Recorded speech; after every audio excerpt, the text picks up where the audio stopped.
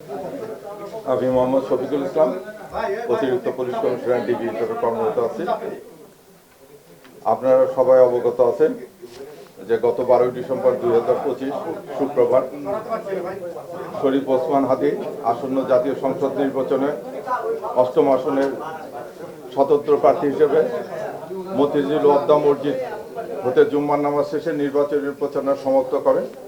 অতঃপর তিনি অটোরিকশা যোগে তার বড় ভাই ওমর হাদি সহ সরওয়ার্দী উদ্যানের উদ্দেশ্যে রওনা করেন। পিছনে দুইজন দুষ্কৃতকারী হেলমেট পরিহিত অবস্থায় একটি মোটরসাইকেলে তাকে অনুসরণ করতে থাকে।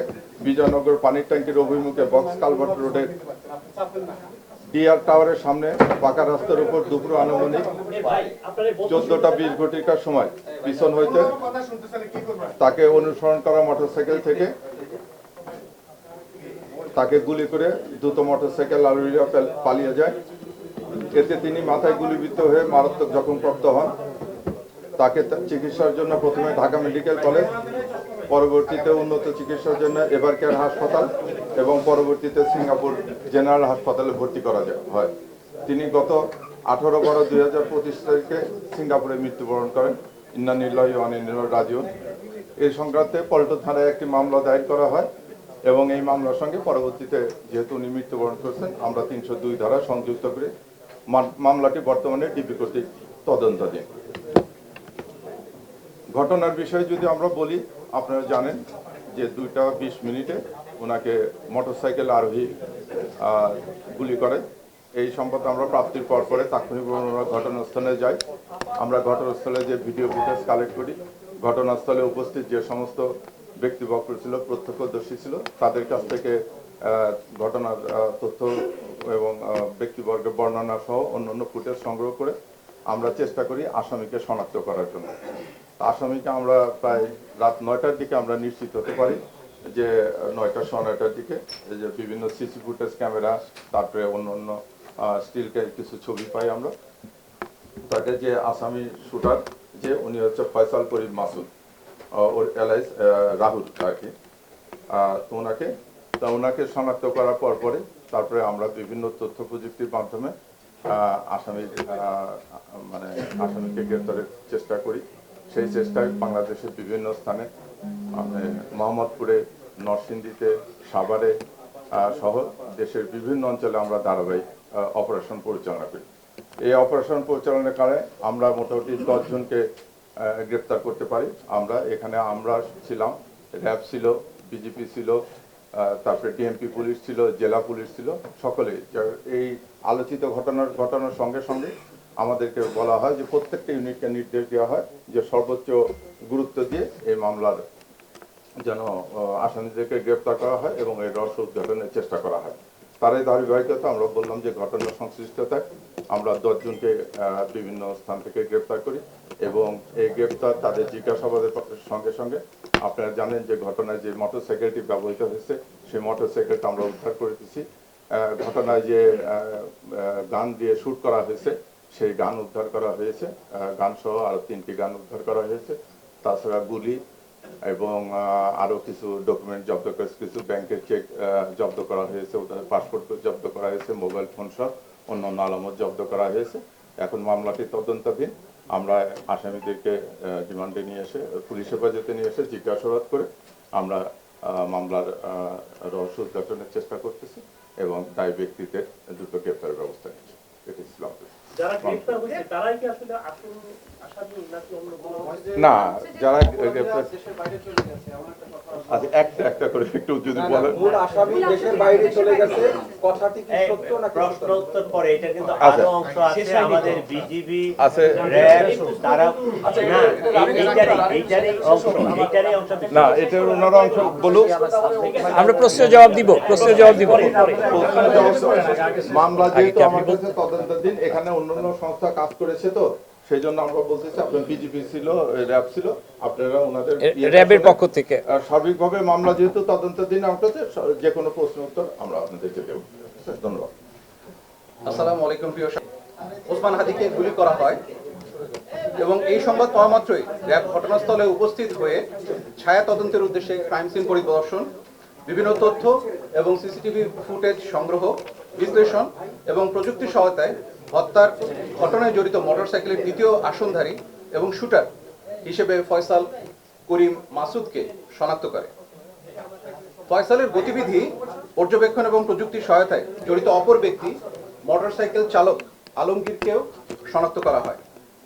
ঘটনাস্থলে সিসিটিভি ফুটেজ পর্যালোচনা করে হত্যায় ব্যবহৃত মোটরসাইকেলটির সম্ভাব্য নাম্বার প্লেট ঢাকা মেট্রো ল 546375, যার মালিক মোহাম্মদ আব্দুল হান্নানকে মোহাম্মদপুর থেকে গ্রেফতার করা হয়। পরবর্তীতে জানতে পারা যায় যে ফয়সাল করিম তার স্ত্রীর বাসা নরসিংদীতে 11 ডিসেম্বর আনুমানিক সকাল 6টা পর্যন্ত অবস্থান করেন। তারপর তিনি আগারগাঁওয়ের উদ্দেশ্যে রওনা করে আনুমানিক সন্ধ্যা 8টায় তার বোন জেসমিনের বাসায় পৌঁছান।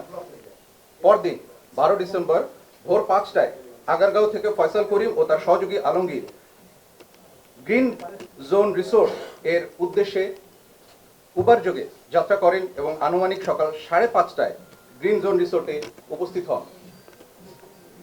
আগারগাঁও থেকে রওনার পূর্বেই ফয়সাল তার বান্ধবী মারিয়াকে ভোর 4টায় ওই রিসোর্টে উপস্থিত থাকার জন্য বলেন। তদন্ত সূত্রে 13 ডিসেম্বর 2025 তারিখে উবার চালক ও গ্রিন জোন রিসোর্টে বয়কে জিজ্ঞাসাবাদের মাধ্যমে মারিয়ার অবস্থান শনাক্ত করা হয় এবং আনুমানিক 2টার দিকে বাড্ডা এলাকা থেকে তাকে গ্রেফতার করা হয়। গ্রেফতারকৃত মারিয়াকে জিজ্ঞাসাবাদে জানা যায়, ঘটনার দিন সকালে সেখানে সহযোগী আলমগীরের সাথে ফয়সাল করিম প্রথমে মাদক সেবন করেন এবং বিভিন্ন বিষয়ে আলোচনার মাধ্যমে তার পরিকল্পনার কথা উল্লেখ করেন, যার অনেক কিছুই মারিয়া শুনে ফেলে। এক পর্যায়ে মারিয়া বুঝতে পারেন যে ওসমান হাদির বিষয়ে তারা উত্তেজিত স্বরে আলোচনা করছেন। পরবর্তীতে ঘটনার দিন তারা উবার যোগে সকাল আনুমানিক 9টায় রিসোর্ট ত্যাগ করে আগারগাঁওয়ে তার বোনের বাসায় এসে উপস্থিত হন। উক্ত বিষয়টি গ্রিন জোন রিসোর্টের সিসিটিভি ফুটেজ পর্যবেক্ষণের মাধ্যমে আমরা নিশ্চিত হই। এক্ষেত্রে গ্রেফতারকৃত মারিয়ার দেওয়া তথ্য অনুযায়ী ফয়সালের স্ত্রী শাহেদা পারভিন সামিয়া এবং ফয়সালের শ্যালক ওয়াহিদ আহমেদ শিপুর অবস্থান শনাক্ত করা হয়। পরবর্তীতে 13 ডিসেম্বর আনুমানিক দুপুর 12টার সময় শিপুকে নরসিংদী হতে গ্রেফতার করে র্যাপিড অ্যাকশন ব্যাটালিয়ন। গ্রেফতারকৃত শিপুর দেওয়া তথ্য অনুযায়ী 14 ডিসেম্বর সকাল 6টায় ফয়সালের স্ত্রী সামিয়াকে নরসিংদী হতে গ্রেফতার করা হয়। 15 ডিসেম্বর আগারগাঁওয়ে উপস্থিত ফয়সালের বোনের বাসা শনাক্ত করে ওসমান হাদিকে হত্যা চেষ্টায় ব্যবহৃত 2টি ম্যাগাজিন, 11 রাউন্ড গোলাবারুদ, বিপুল সংখ্যক চেক এবং অন্যান্য আলামত উদ্ধার করা হয়। সিসিটিভি ফুটেজ বিশ্লেষণ এবং প্রযুক্তির মাধ্যমে মোহাম্মদ কবিরকে ফয়সালের সাথে ইনকিলাব কালচার সেন্টারে উপস্থিতের বিষয়টি নিশ্চিত করা হয় এবং পরবর্তীতে তাকে 15 ডিসেম্বর দুপুর 1টায় ফতুল্লা থেকে গ্রেফতার করা হয়। গ্রেফতারকৃত ফয়সালের স্ত্রী সামিয়ার তথ্য অনুযায়ী গত 16 ডিসেম্বর সকাল আনুমানিক 5টায় ঢাকার কেরানীগঞ্জ থেকে ফয়সালের মা ও বাবাকে গ্রেফতার করা হয়। ফয়সালের মা ও বাবার কাছ থেকে প্রাপ্ত তথ্যের ভিত্তিতে ফয়সালের শ্যালক শিপুকে জিজ্ঞাসাবাদের মাধ্যমে শিপুর বন্ধু মোহাম্মদ ফয়সালকে গ্রেফতার করা হয়। এখন এ পর্যায়ে আটককৃত অভিযুক্ত ব্যক্তিবর্গকে জিজ্ঞাসাবাদের মাধ্যমে নিম্নোক্ত তথ্য সমূহ আমরা জানতে পেরেছি, যা আপনাদের সামনে উপস্থাপন করছি। ওসমান হাদিকে হত্যা চেষ্টার পর ফয়সাল ও আলমগীর পুনরায় আগারগাঁওয়ে যায় এবং হত্যা চেষ্টায় ব্যবহৃত পিস্তল ও গোলাবারুদ লুকানোর পরিকল্পনা করে। অস্ত্রের ব্যাগটি সে তার বাবাকে দিয়ে তার শ্যালক শিপুর নিকট হস্তান্তর করতে বলে এবং সিএনজি যোগে সাভারের উদ্দেশ্যে রওনা দেয়। পরবর্তীতে ফয়সালের বাবা ব্যাগটি শিপুর কাছে হস্তান্তর করে। শিপু এই ব্যাগটি নরসিংদীতে ফেরত নিয়ে গিয়ে তার বোন অর্থাৎ ফয়সালের স্ত্রী সামিয়ার নিকট দিয়ে দেয়। সামিয়া ব্যাগটিকে পুনরায় শিপুর কাছে দিয়ে এটিকে লুকানোর জন্য বলে দেয়। পরবর্তীতে শিপু তার বন্ধু মোহাম্মদ ফয়সালকে বাসায় ডেকে সেই ব্যাগটি দিয়ে দেয় গোপন করবার উদ্দেশ্যে। মোহাম্মদ ফয়সাল তার বাসায় ব্যাগটি রাখার পর সোশ্যাল মিডিয়ায় দেশের সার্বিক পরিস্থিতি দেখে ভীত হয়ে পার্শ্ববর্তী তরুয়ার বিলে অস্ত্র এবং গোলাবারুদ সহ ব্যাগটি ফেলে দেয়। পরবর্তীতে তার দেওয়া তথ্য অনুসারে হত্যা চেষ্টায় ব্যবহৃত 2টি বিদেশি পিস্তল, 2টি ম্যাগাজিন, 41 রাউন্ড গোলাবারুদ এবং একটি খেলনা পিস্তল উদ্ধার করা হয়। র্যাবের মূল লক্ষ্যই হলো অপরাধ নির্মূল করে একটি নিরাপদ, শান্তিপূর্ণ এবং সুশৃঙ্খল সমাজ গড়ে তোলা। আর তাই এই ধরনের অপরাধীদের বিরুদ্ধে আমাদের এই অভিযান চলমান থাকবে এবং এই ঘৃণ্য হত্যাকাণ্ডের সাথে জড়িত মূল অপরাধীদেরকে অবশ্যই আইনের আওতায় আনা হবে। পরবর্তী বিজিবি সেক্টর কমান্ডার ময়মনসিংহ সেক্টরে কর্মরত আছি। আপনারা জানেন যে আমাদের বর্ডার গার্ড বাংলাদেশকে 4427 কিলোমিটার এলাকার সীমান্ত জুড়ে আমাদের কাছে দায়িত্বটা পালন করতে হয়। এই দায়িত্ব পূর্ণর অধিকাংশ এলাকাটাই হচ্ছে খাল, নদী, বিল, জঙ্গল এবং অত্যন্ত চ্যালেঞ্জিং একটা এলাকা। বেসিক্যালি 12 ডিসেম্বর রাত 8:30 থেকে আমরা আমাদের বিজিবি সদর দপ্তরের নির্দেশনা পেয়ে আমাদের সীমান্তবর্তী যে বিওপিগুলো আছে এই বিওপিগুলার অধিকাংশ জনবলই আমরা নিয়োজিত করি। ক্যাম্পের জাস্ট সামান্য কিছু লোক পাহারায় রেখে সমস্ত লোককে আমরা ডিপ্লয় করে দিই গ্রাউন্ডে সতর্ক থাকার জন্য। এখানে একটু উল্লেখ করি, আমাদের পাহাড়ি এলাকা আপনারা যারা গিয়েছেন সীমান্তবর্তী এলাকাতে তারা হয়তো দেখে থাকবেন, বিশেষ করে ময়মনসিংহ সেক্টরের কথাটা যদি আমি আপনাদেরকে বলি, এর পুরোটাই হচ্ছে পাহাড়ি। অপর পাশে মেঘালয় পাহাড়, এই পাশে হচ্ছে আমাদের সমতল জায়গা। এই জায়গাতে আমাদের প্রতিটা বিওপির সীমিত সংখ্যক জনবল দিয়ে 8 থেকে 10 কিলোমিটার জায়গা আমাদেরকে প্রতিনিয়ত 24 ঘন্টা রাত দিন ঝড় বৃষ্টি সবসময় আমাদেরকে দায়িত্বটা পালন করতে হয়। অর্থাৎ একটা দলকে, সীমিত জনবলের একটা দলকে 8 কিলোমিটার সীমান্তের ডান বাম 8 কিলোমিটার এবং সীমান্ত থেকে বাংলাদেশের ভিতরে আরও 8 কিলোমিটার জায়গা জুড়েই কিন্তু আমরা দায়িত্ব পালন করি। এই চাঞ্চল্যকর ঘটনাটা যখন ঘটে তখন আমরা সব লোক আমরা মাঠে অলরেডি ডিপ্লয়মেন্টে গিয়েছি, আমরা চেকপোস্ট স্থাপন করেছি। নর্মাল সময় আমাদের যে পেট্রোল কার্যক্রমটা চলে সেটা জাস্ট আমরা ডাবল করে দিই, কারণ আমরা ক্যাম্পে আর কোনো লোকই রাখিনি, একটা লোকও আমরা রাখিনি আদার দেন শুধুমাত্র ক্যাম্পের নিরাপত্তাটা ছাড়া। 13 ডিসেম্বর যখন আমরা তথ্য পাই যে এই হত্যাকারী ময়মনসিংহের দিকে এসছে, তখন সাথে সাথেই আমরা একই সাথে পুলিশের সাথে আমরা প্ল্যান করে ফেলি যে আমরা ময়মনসিংহের হালুয়াঘাট উপজেলা এবং শেরপুরের নালিতাবাড়ি উপজেলাতে একসাথে আমরা যৌথ অপারেশন করব। সেই লক্ষ্যে সারা রাতব্যাপী পুলিশ এবং বিজিবি একসাথে সমন্বয় করে আমরা রাতভরে অপারেশনটা পরিচালনা করেছিলাম।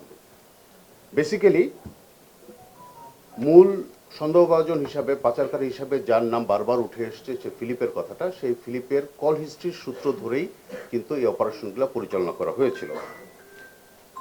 ফিলিপের নামটা কেন উঠে আসছে এটা আমরা আপনাদের বিভিন্ন সংবাদ মাধ্যমের কাছ থেকে, আপনাদের মিডিয়ার কাছ থেকে এই নামটা আমরা বারবার পেয়েছি এবং পরবর্তীতে পুলিশের তথ্যের মাধ্যমে, কল হিস্ট্রির মাধ্যমে এই জিনিসটা আসলে উঠে আসছে ফিলিপের নামটা। আমরা ওই রাতে ফিলিপকে পাইনি, কিন্তু ফিলিপ যেখানে অবস্থান করছিল সেখানে তার স্ত্রী, তার শ্বশুর এবং অপর একজন সহযোগীকে আমরা গ্রেফতার করে নিয়ে এসে আমাদের ক্যাম্পে নিয়ে আসি। জিজ্ঞাসাবাদ শেষে আইনানুগ সিস্টেমে আমরা পুলিশের কাছে হস্তান্তর করে দিই। এর পরের দিন 15 ডিসেম্বর, এর 2 দিন পরে 15 ডিসেম্বর আমরা ফিলিপের আরও 2 জন সহযোগী কিন্তু আমরা আটক করে এবং পুলিশের কাছে আমরা হস্তান্তর করেছি, এটা শেরপুর জেলার নালিতাবাড়ি থানাতে। এখন এই ফিলিপকে গ্রেপ্তার করার লক্ষ্যে, ফিলিপের প্রসঙ্গটা বারবার উঠে আসছে কারণ সে একজন অন্যতম সন্দেহভাজন এবং মানব পাচারের সাথে জড়িত বলে এখনো বিভিন্ন তথ্য আমাদের কাছে আছে। এই ফিলিপকে ধরার জন্য বেসিক্যালি আমরা আমাদের সর্বশক্তি নিয়োগ করেছি, এটা এখনো চলমান আছে। বিভিন্ন গোয়েন্দা তৎপরতা আমরা চালাচ্ছি, প্লাস সাইড বাই সাইড যত ধরনের টুলস ব্যবহার করা সম্ভব সেই টুলসটা আমরা ব্যবহার করছি তাকে গ্রেফতার করার জন্য। সীমান্তে মানব পাচারের ঘটনা যেটা ঘটে এটা কিন্তু আমরা নিয়মিতভাবে যারা পাচারের সাথে জড়িত থাকে তাদেরকে আটক করি, পুলিশের কাছে আমরা তাদেরকে দিয়ে থাকি এবং পরবর্তীতে আইনানুগ ব্যবস্থাগুলো গ্রহণ করা হয়। আপনাদেরকে জাস্ট এতটুকু একটু বলতে চাই, সীমান্তর অতি নিকটে যারা অবস্থান করে বা একদম কাছাকাছি যারা অবস্থান করে তাদের অধিকাংশই চোরাচালানের সাথে কম বেশি জড়িত থাকে এবং এই চোরাচালানের সাথে আবার যারা জড়িত থাকে তাদের অধিকাংশই আবার যখনই সুযোগ পায় মানব পাচারের সাথেও জড়িত থাকে। সো স্পেসিফিক যখন আমরা কোনো তথ্য না পাই তখন কাউকে ধরাটা আমাদের জন্য ইজ ভেরি ডিফিকাল্ট। আমরা যখন পুলিশের মাধ্যমে যখন 13 তারিখে যখন আমরা নিশ্চিত হলাম যে এদিকে আসছে এবং ফিলিপ নামে একটা লোক জড়িত আছে, তাকে গ্রেফতার করার জন্যই কিন্তু আমরা কার্যক্রম গ্রহণ করেছি। বর্তমানে ফিলিপ এবং তার সাথে আরও যে সহযোগী আছে, বিশেষ করে যদি আমি বলি জেমি চিসিম এবং দিক্কি রংদি, এই দুইজন আরও দুইজন সহযোগী, তাদের উপর নজরদারি বাড়ানো হয়েছে। একই সাথে ফিলিপ তো আছেই। আমরা আমাদের কার্যক্রম চালিয়ে যাচ্ছি। আমাদের এই কার্যক্রমটাকে সাফল্যজনক করার জন্য আমি আপনার সাংবাদিক ভাই যারা আছেন, সীমান্তবর্তী এলাকায় যারা বসবাস করেন, তাদের মাধ্যমেও, কারণ আপনাদের কাছে অনেক সংবাদ আসে, আমাদের সাথেও যদি সেটা শেয়ার করেন, আমাদেরকে সাহায্য করেন, তাহলে আমরা খুব সুন্দর একটা রেজাল্ট আপনাদেরকে দিতে পারব বলে আমি আশা করি। ধন্যবাদ সকলকে। ধরতে পারিনি। এখন পর্যন্ত যে আমরা গণমাধ্যম খবর পেয়েছি যে মানব পাচারকারী কয়েকজনকে মনে হয় আপনারা আটক করেছিলেন, এমন একটা তথ্য এসেছে। তাদের কাছে কি তথ্য পেয়েছেন? আসলে কি সে এটা পুলিশ তদন্ত করছে। আমাদের কাজটা তো আসলে আটক করে এরপরে তদন্তের কাজে আমাদেরকে পুলিশের কাছে দিতে হবে।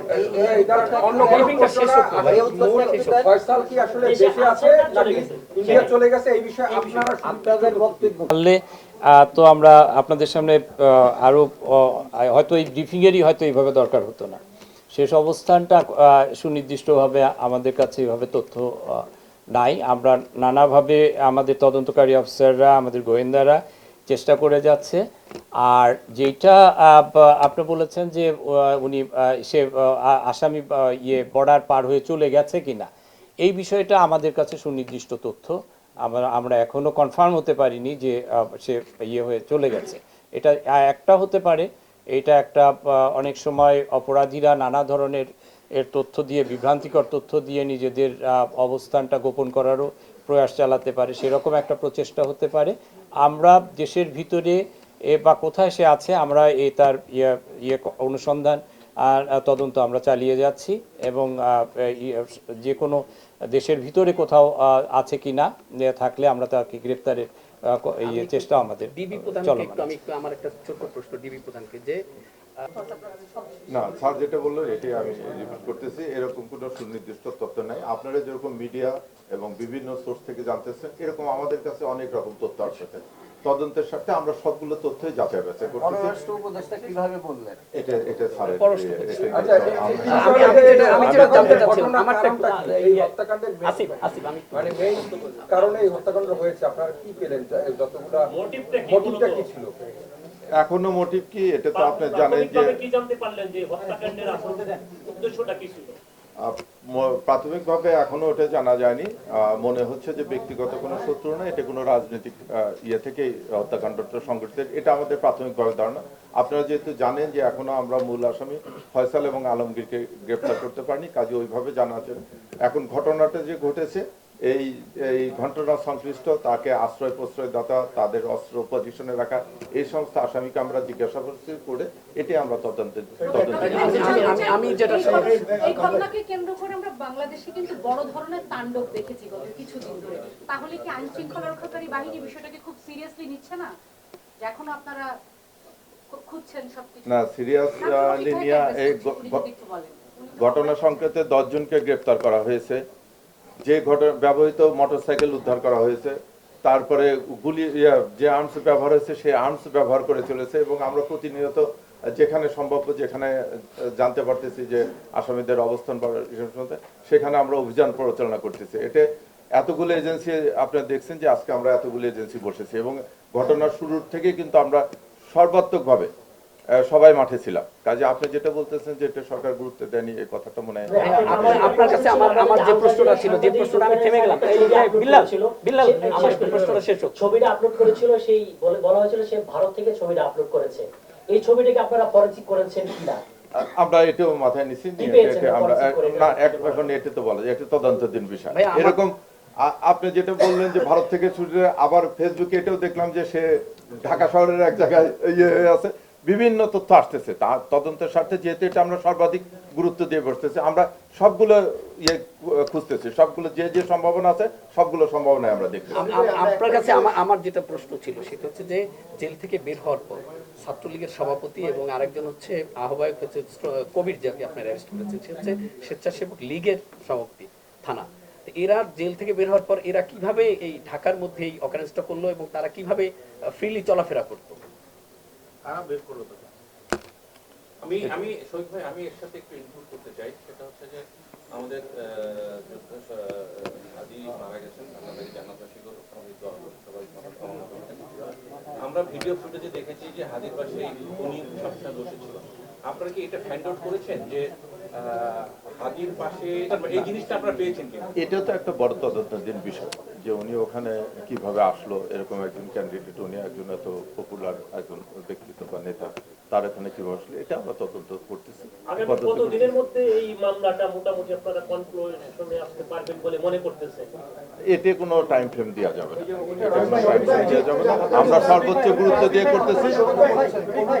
একটা বিষয় জানতে চাই, সেটা হচ্ছে যে 10 দিন হয়ে গেছে হাদির যিনি মূল খুনি বলা হচ্ছে আগে, এক্ষেত্রে আইন শৃঙ্খলা বাহিনী ব্যর্থতা আছে কিনা আপনার কাছে কি মনে হয়?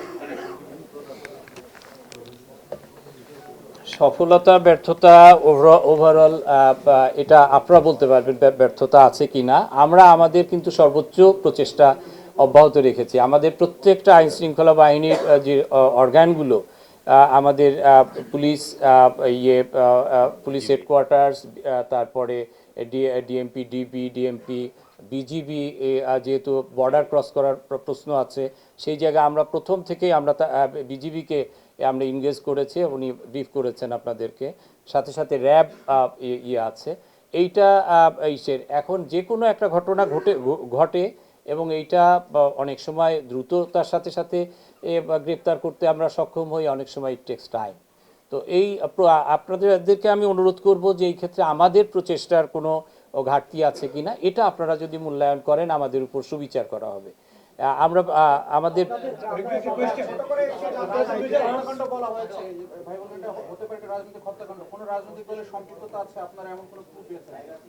এইটা আমরা আমাদের তদন্ত সংস্থা ডিবি তারা ইয়ে করেছে। আমরা এখনো এরকম কোনো ক্লিয়ার কোনো ইয়েতে আসতে পারিনি। এই বিষয়গুলো আমরা পুরা তদন্তটা কনক্লুড করলেই তখন আপনাদেরকে বলতে পারবো। চেয়ারম্যান এই যে কেরানীগঞ্জের শাহিন চেয়ারম্যানের নাম বিভিন্ন জায়গা থেকে আমরা শুনতে পাচ্ছি যে তিনি মাস্টারমাইন্ড, আপনারা এরকম কিছু পেয়েছেন কিনা? আর 2 নম্বর প্রশ্ন হচ্ছে, একজনকে প্রথম মোটরসাইকেলের মালিক হিসেবে গ্রেফতার করা হয়ে গিয়েছিল, তাকে পরে জানা গেল যে তার নাম্বার প্লেটটি ভুয়া। তো তার ক্ষেত্রে আসলে কি সিদ্ধান্ত হচ্ছে? এতে যেটা হয়েছে যে ওরা তো মোটরসাইকেলের যে অরিজিনাল নাম্বারটা, সেই নাম্বারটা ফয়সালের বাবা চেঞ্জ করেছে, করে একটা ভুয়া মোটরসাইকেল নাম্বার দিয়েছে। আমরা যখন প্রথম সিসি ক্যামেরার ফুটেজ পাই ইয়ে করে, তখন ওই নাম্বার প্লেটটা দিয়ে আমরা মোটরসাইকেলের মালিকটা বের করলাম। বের করে আসলে তো এটা ভুয়া একটা মোটর নাম্বার। ওই নাম্বার প্লেটটা দেখা যাচ্ছে যে ভদ্রলোকের, সেই ভদ্রলোক মোটরসাইকেল কিনে 8 মাস আগে বিক্রি করে দিয়েছে। কাজে আমরা তাকে নিয়ে আসছি এবং তখন মামলা দায়ের হয়নি। এটা ইয়ে করার জন্য আমরা তাকে কি করলাম, তখন তাকে জিজ্ঞাসাবাদ করে এই তথ্যগুলো তো আমাদেরকে জানতে হবে, বিআরটিএ যাচাই করতে হবে, আমাদেরকে মোটরসাইকেলের দোকানে যেতে হবে। এই জন্য তাকে আমরা 54 করেছিলাম। পরে যখন আমরা অরিজিনাল মোটরসাইকেলের নাম্বার প্লেটটা উদ্ধার করতে পারলাম এবং তখন তাকে আমরা ইয়ে করেছি। আজকে তার শুনানি আছে, 54 থেকে তাকে রিলিজ করে দেওয়ার জন্য আমরা তাকে রিলিজ করে দিলাম। আপনারা 10 জন অ্যারেস্ট করেছেন বলেছেন, আমরা কি বিজেপি র্যাব সহ টোটাল 10 জন এই মামলা সংক্রান্ত টোটাল 10 জন। যে অস্ত্রগুলো উদ্ধার হয়েছে এগুলোর কি আপনার ব্যালিস্টিক টেস্টে কি প্রমাণিত হয়েছে যে ওইটাই ব্যবহৃত হয়েছে? না, এটা তো পরীক্ষা করতে দিতে হবে। আমরা ঘটনাস্থল থেকে যে বুলেট পাওয়া গেছে এবং বুলেটের সেগুলো নিয়েছি, অস্ত্র এখন নিয়ে আসতেছি। অস্ত্র তো জানেন যে অস্ত্র মামলাটা হয়েছে নরসিংদীতে, ওখান থেকে আমরা কোর্টের প্রেয়ার দিয়ে নিয়ে আসতেছি, নিয়ে এসে আবার কোর্টের প্রেয়ার দিয়ে তারপরে এটা ব্যালিস্টিকের জন্য পাঠাতে হবে। এটা আমরা অনগোয়িং প্রসেস আছে। দুজনের পদত্যাগ দাবি করা হয়েছে, যদি কোনো ব্যবস্থা বা আসামি ধরা না পড়ে সেক্ষেত্রে আপনারা এই বিষয়টা মাথায় রাখছেন কিনা, কি নির্দেশনা দিয়েছে সরকার পক্ষ থেকে? আমরা অবশ্যই জনদাবি বা পাবলিকের যে রিসেন্টমেন্ট, সেটাকে তো সর্বাধিক গুরুত্ব দিয়ে থাকি। এই ক্ষেত্রে আমাদের করণীয় কি আছে, আমরা আমাদের সর্বোচ্চটাই ঢেলে দিতে পারি, এটা আমরা অব্যাহত রেখেছি। এটা এইটুকু আপনাদেরকে অ্যাসিওর করতে পারি। আপনাদের প্রচেষ্টার পরে এখনো আসামি দেশে না বিদেশে সেটাও তো জানা গেল না। না, জানা যায়নি। আপনারা শুধু শাহিন চেয়ারম্যান না, আমি যেটা বললাম যে যাদের যাদের নাম আসতেছে আমরা অনেকে এখনো অনেকে আমাদের নজরদারিতে আছে। আমরা তাদের ব্যাপারে তথ্যপত্র সংগ্রহ করতেছি এবং তদন্তে প্রাপ্ত হলে অবশ্যই তাদেরকে গ্রেপ্তার করবো। সেই শাহিন সবাইকে ধন্যবাদ। সোশ্যাল মিডিয়া সবাইকে ধন্যবাদ। আসামির আইপি নাম্বার অমুক নাম্বার দিয়ে ভারতে গেছে, এইগুলো কি এটার ব্যাপারে আপনারা অ্যাকশন নিচ্ছেন না কেন বিভ্রান্ত ছড়াচ্ছে? সোশ্যাল মিডিয়ার এই বিষয়গুলো এগুলো আমরা ইয়েতে আমাদের সাইবার এক্সপার্ট যারা তারা এটা ভেরিফাই করছে। যারা এরকম গুজব ছড়াচ্ছে আমরা তাদের বিরুদ্ধে অবশ্যই ব্যবস্থা নিব। এটা আমাদের ইয়েতে মাথায় আছে।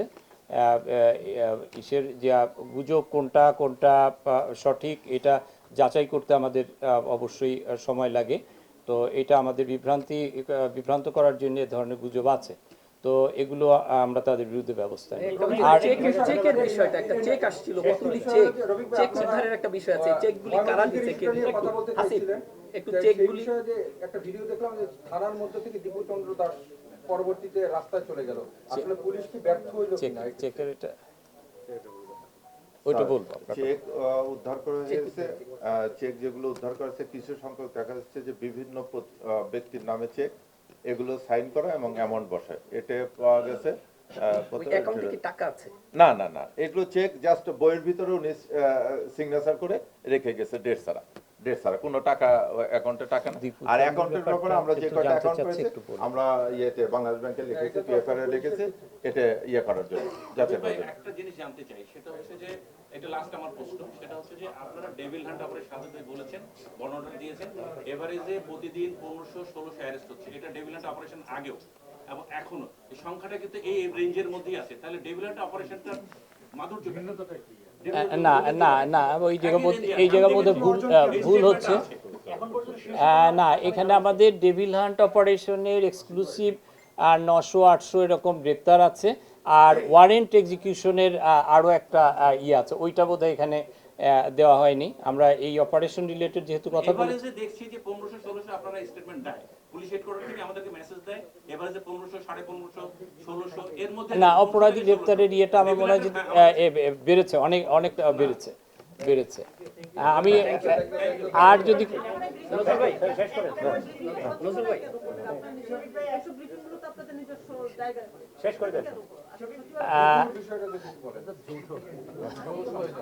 আমরা যৌথভাবে এখানে ব্রিফটা করতে চাইলাম।